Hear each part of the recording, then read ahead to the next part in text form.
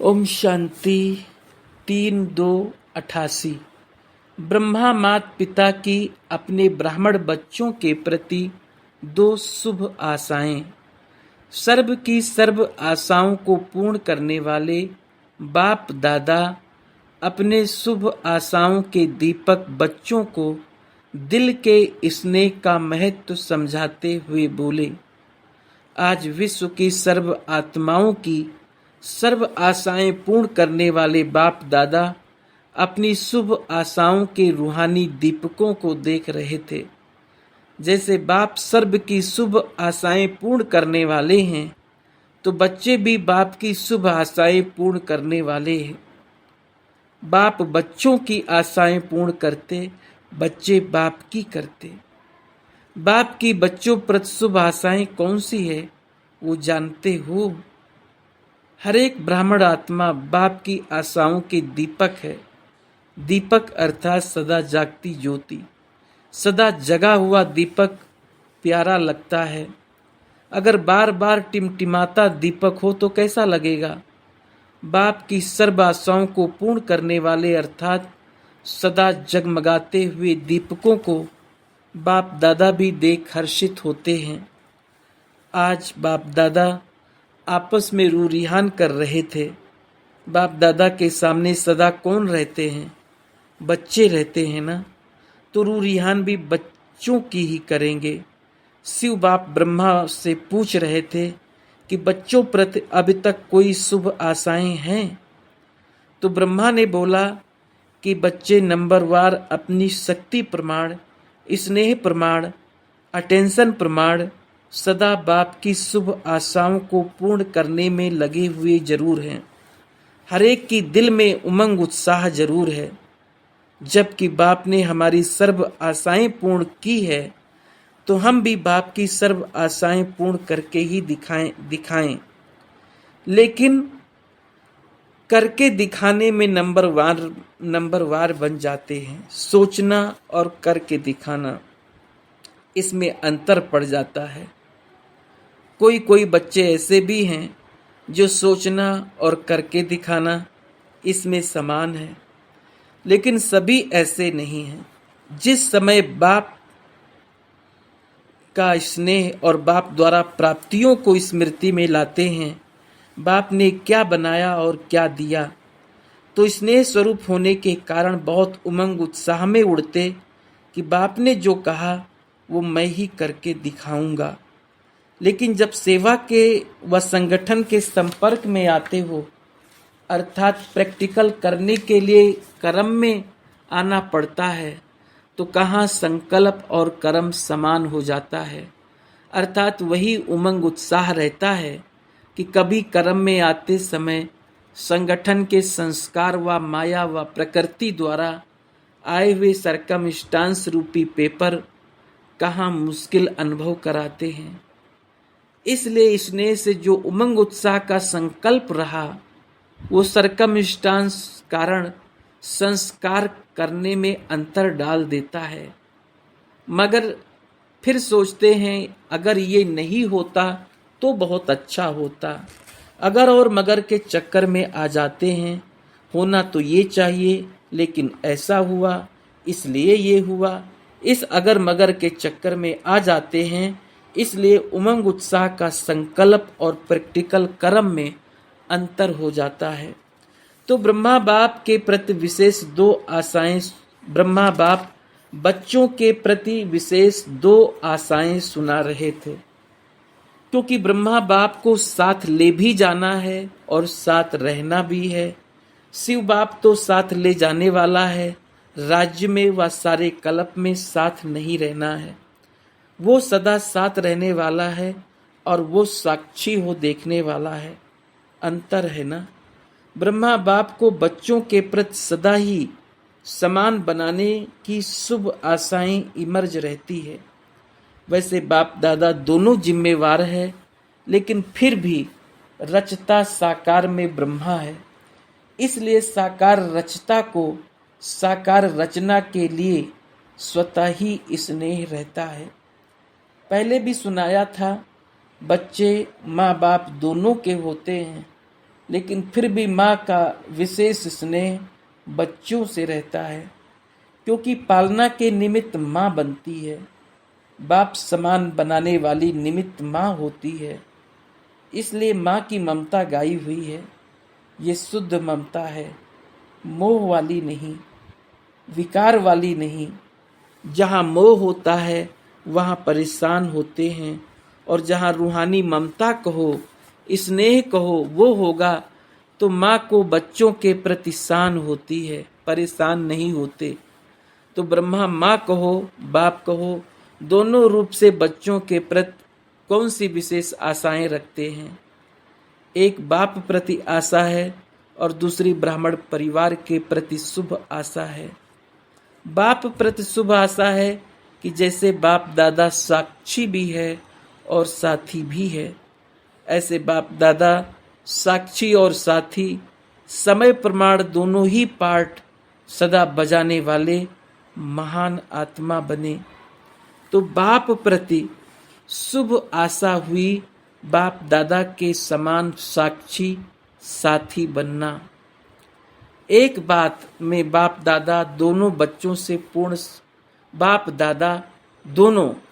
बच्चों से पूर्ण संतुष्ट हैं। वो क्या? हर बच्चे का बाप दादा से स्नेह अच्छा है। बाप दादा से स्नेह कभी टूटता नहीं है, और स्नेह के कारण ही चाहे शक्तिशाली बन चाहे यथाशक्ति बन चल रहे हैं। ब्राह्मण आत्मा रूपी मोती बन स्नेह के धागे में पिरोए हुए जरूर हैं। स्नेह का धागा मजबूत है, उससे टूट नहीं सकते। स्नेह की माला तो लंबी है, विजय माला छोटी है। बाप दादा के स्नेह के ऊपर समर्पित भी हैं।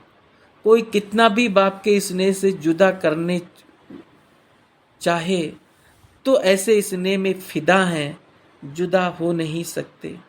सभी को दिल के स्नेह से मेरा बाबा शब्द निकलता है, तो स्नेह की माला में तो संतुष्ट हैं। लेकिन बाप समान शक्तिशाली व अगर मगर के चक्कर से न्यारे इसमें सदा शक्तिशाली के बजाय यथाशक्ति है। बाप दादा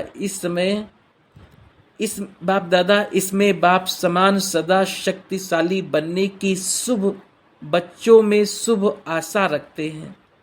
जहाँ साक्षी बनना है वहाँ कभी साथी बन जाते, और जहाँ साथी बनना है वहाँ साक्षी बन जाते।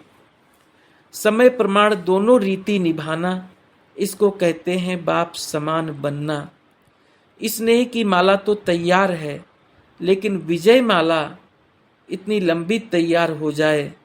बाप दादा यही शुभ आस रखते हैं कि 108 तो क्या, बाप दादा खुली छुट्टी देते हैं। जितने विजयी बनने चाहो उतनी बड़ी विजय माला बन सकती है। 108 की हद में नहीं आओ, है ही 108 नंबर, हम तो उसमें आ नहीं सकते, ऐसी कोई बात नहीं है। बनो। विजयी बनने के लिए एक बैलेंस की आवश्यकता है, याद और सेवा का बैलेंस। तो सुनते रहते हो, लेकिन याद और सेवा का बैलेंस चाहते हुए भी रहता क्यों नहीं है? समझते हुए भी कार में क्यों नहीं आता है? उसके लिए एक बैलेंस और आवश्यकता है। वही बैलेंस ब्रह्मा बाप की दूसरी आशा है। एक आशा तो बाप प्रति हुई समान बनने की, दूसरी आशा परिवार प्रति, वो है हर आत्मा के प्रति शुभ भावना, शुभ कामना कर्म में रहे। सिर्फ संकल्प तक व कर्म तक नहीं चाहना। चाहते तो हैं, कई कहते हैं चाहना तो यही है कि शुभ भावना रखें, लेकिन कर्म में बदल जाता है। इसका विस्तार पहले भी सुनाया है। परिवार प्रति सदा शुभ भावना शुभ कामना क्यों नहीं रहती? इसका कारण है, जैसे बाप से दिल का स्नेह है, जिगर का स्नेह है, और दिल के जिगर के स्नेह की निशानी है अटूट। बाप प्रति कोई कितना भी आपको मिसअंडरस्टैंड करे, वह कोई भी आपको कैसी भी बातें आकर सुनाए, वह कभी साकार में स्वयं बाप भी कोई बच्चों को आगे बढ़ाने के लिए कोई इशारा व शिक्षा दे, लेकिन जहाँ स्नेह होता है वहाँ शिक्षा कोई भी परिवर्तन का इशारा, मिसअंडरस्टैंडिंग पैदा नहीं करेगा।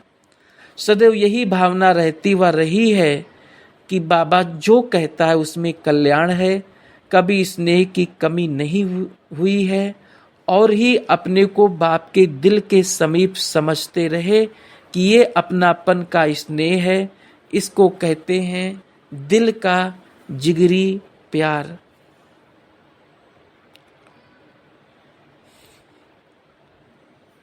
जो इस दिल का जिगरी स्नेह जो भावना को परिवर्तन कर देता है।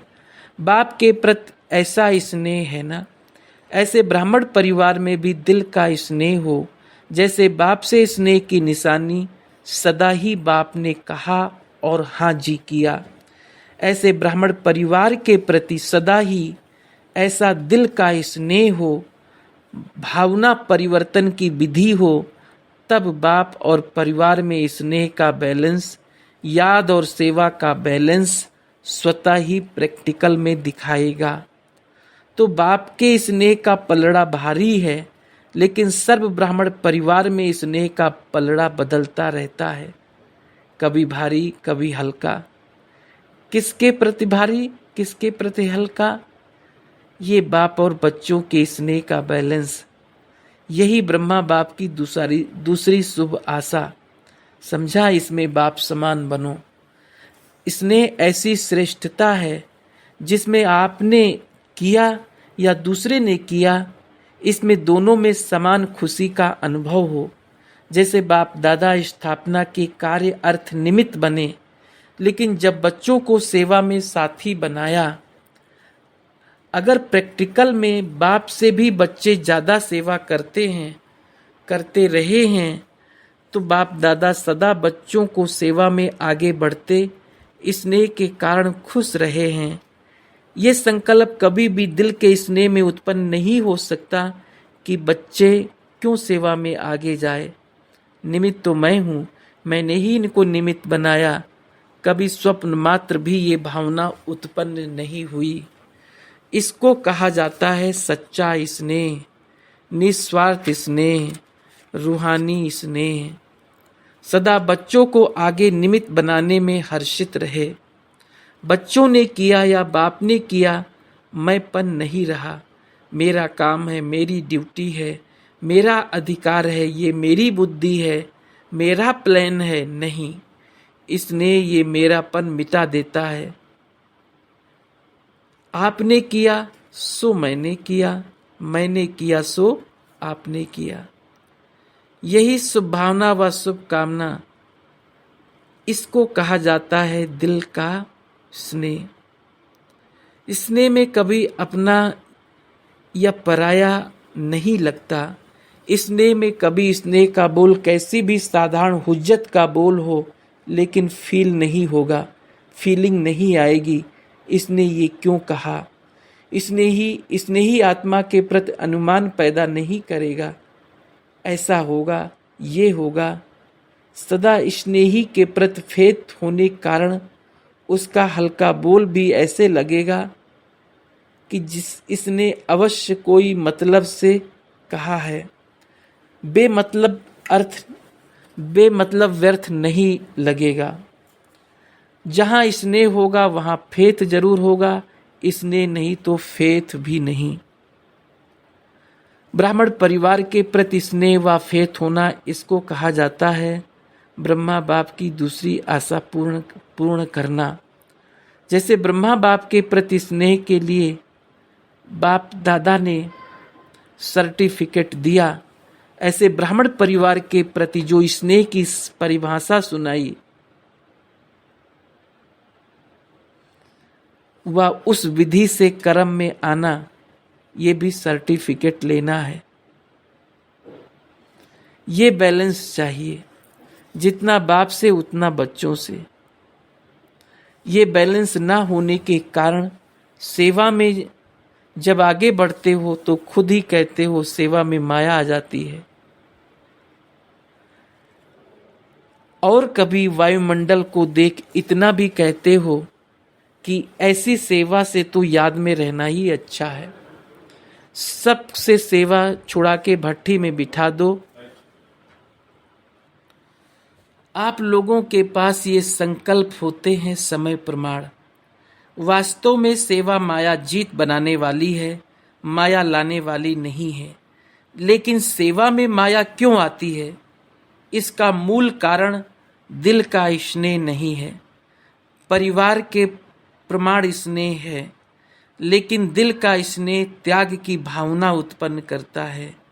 वो ना होने के कारण कभी कभी सेवा माया रूप बन जाती है और ऐसी सेवा को सेवा के खाते में जमा नहीं कर सकते।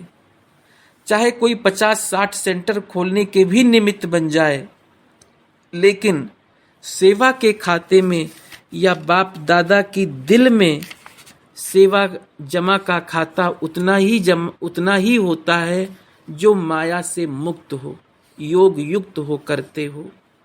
किसके पास 2 सेंटर हैं, देखने में 2 सेंटर की इंचार्ज है और कोई के पास 50 सेंटर की इंचार्ज है। लेकिन अगर 2 सेवा केंद्र भी निर्विघ्न है, माया से, हलचल से, स्वभाव संस्कार के टक्कर से मुक्त है, तो 2 सेंटर वाले का भी 50 सेवा केंद्र वाले से ज्यादा सेवा का खाता जमा है।